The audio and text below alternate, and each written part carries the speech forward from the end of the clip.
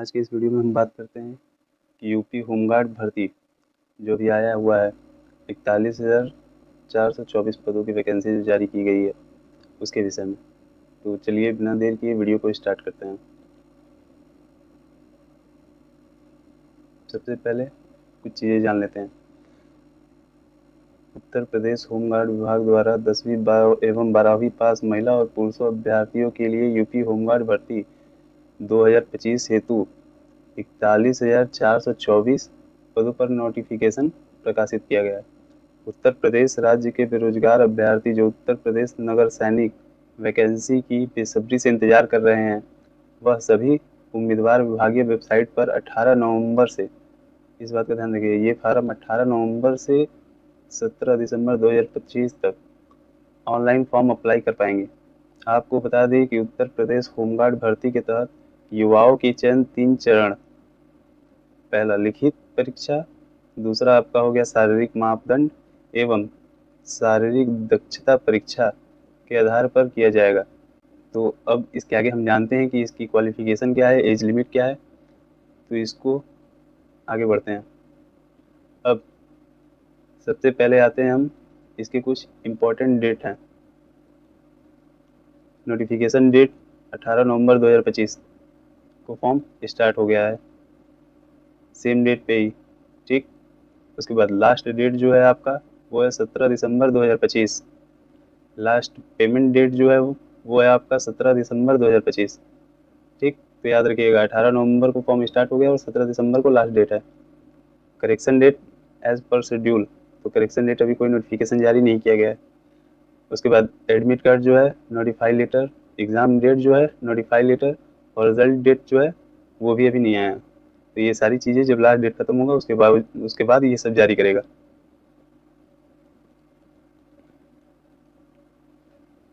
अब इसके आगे बढ़ते हैं।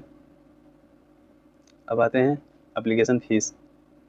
जनरल ओबीसी ईडब्ल्यूएस का जो फीस है वो 400 है। उसके बाद SC ST कैटेगरी वालों का 300 है, ठीक। ये मेल फीमेल सभी के लिए है। उसके बाद एग्जामिनेशन फीस को आप credit card, debit card, net banking या ऑफलाइन ई चालान के माध्यम से आप कर सकते हैं। अब बात करते हैं इसकी एज लिमिट की। एज लिमिट 1/7/2025 के हिसाब से आपका मिनिमम 18 वर्ष होना चाहिए और मैक्सिमम 30 वर्ष के अंदर, मतलब कि 18 साल 1/7/2025 के हिसाब से आपका 18 साल कंप्लीट हो जाना चाहिए, ओके। या तो 1/7/2025 के हिसाब से आप 30 साल के अंदर के होने चाहिए। यदि आप 30 साल के भी हैं तो अप्लाई कर सकते हैं, लेकिन 30 साल के ऊपर के लिए अप्लाई नहीं है, तो इस बात का ध्यान रखिएगा। उसके बाद आते हैं टोटल पोस्ट। टोटल इसके जो पोस्ट हैं वो 41,424 पोस्ट हैं। उसके बाद इसकी एलिजिबिलिटी एंड वैकेंसी डिटेल को जानते हैं। Post name UP home guard vacancy 2025। Total जो पोस्ट है वो 41,424 है। यूपी पुलिस होमगार्ड एलिजिबिलिटी, इसकी एलिजिबिलिटी है 10th पास एग्ज़ाम, किसी भी रिकॉग्नाइज बोर्ड यूनिवर्सिटी से 10th आपका क्वालिफाई होना चाहिए, ठीक। उसके बाद इसकी सैलरी, जो पे स्केल है इसका 5,200 से 20,200 तक पर मंथ रहेगा, और पर ग्रेड पे आपका 2,000 रुपये अलग से। एस्टिमेटेड मंथली ग्रॉस सैलरी जो है आपका 25,000 से 30,000 पर मंथ रहेगा। और अलाउंस जिसमें आपका आता है TRA, DA, TA and other allowance, तो ये सब जो होता है ये आपको जब आपका कंप्लीट हो जाएगा, आप रिटायर होंगे, उस समय ये सारी चीज़ें जो काटी जाती है वो आपको एक बार में प्रोवाइड करवाया जाता है। अब आते हैं फिजिकल एलिजिबिलिटी टेस्ट पे, ठीक। हाइट जनरल OBC SC के लिए 168 सेंटीमीटर होना चाहिए और ST कैटेगरी के लिए 160 सेंटीमीटर होना चाहिए। अब फीमेल में बात करते हैं तो ये जनरल OBC SC के लिए 152 है और ST कैटेगरी के लिए 147। चेस्ट मेल के लिए 79 से 84 सेंटीमीटर होना चाहिए और ST कैटेगरी के लिए 77 से 82 सेंटीमीटर। फीमेल के लिए कुछ नहीं। वेट मेल के लिए कोई ज़रूरत नहीं है, फीमेल के लिए 40 kg, जनरल ओबीसी SC के लिए और ST के लिए भी सेम।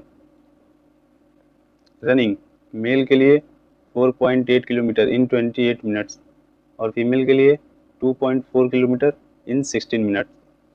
मतलब जो मेल के लिए है वो 4.8 किलोमीटर है 28 मिनट में, और जो फीमेल के लिए है वो है 2.4 किलोमीटर इन 16 मिनट। उसके बाद बात करते हैं एग्ज़ाम पैटर्न की। तो इसके एग्ज़ाम पैटर्न जो है general Hindi, general knowledge, numerical and mental ability और mental aptitude, IQ, reasoning ability, ये जो है 150 क्वेश्चन रहेगा, टोटल 300 मार्क्स का। ओके, टोटल यहाँ दिया हुआ है 150 क्वेश्चन है 300 मार्क्स का। उसके बाद ध्यान दीजिएगा, इसमें जो है मोड ऑफ एग्ज़ाम जो है वो ऑफलाइन रहेगा। ठीक, क्वेश्चन टाइप जो है वो ऑब्जेक्टिव टाइप क्वेश्चन रहेगा। टाइम ड्यूरेशन जो है वो 150 मिनट तक का। उसके बाद निगेटिव मार्किंग जो है इसमें 0.5 marks will be dedicated for each wrong answer.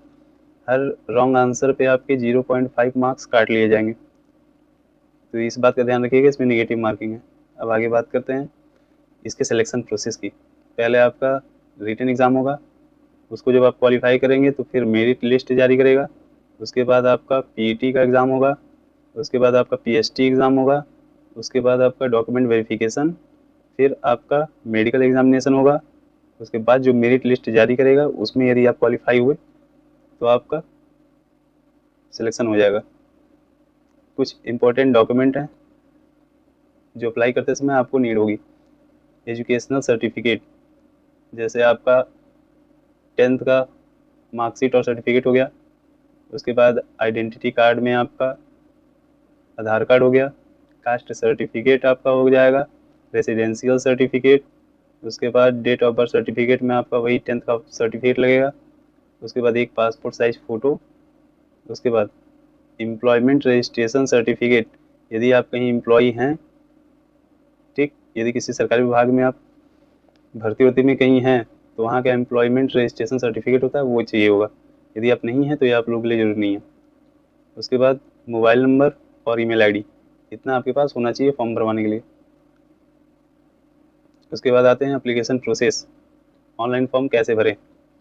तो उत्तर प्रदेश होमगार्ड विभाग के अंतर्गत जो महिला और पुरुष उम्मीदवार उत्तर प्रदेश नगर सैनिक वैकेंसी के लिए आवेदन सबमिट करना चाहते हैं, वह सभी अभ्यर्थी नीचे दिए गए स्टेप को पालन कर ऑफिशियल पोर्टल पर ऑनलाइन फॉर्म अप्लाई कर सकते हैं। ठीक, उसके बाद सबसे पहले उत्तर प्रदेश होमगार्ड विभाग की ऑफिशियल वेबसाइट को विजिट करें। उसके बाद सीधी भर्ती सेक्शन को क्लिक करें। उसके बाद Uttar Pradesh home guard online form link को क्लिक करें।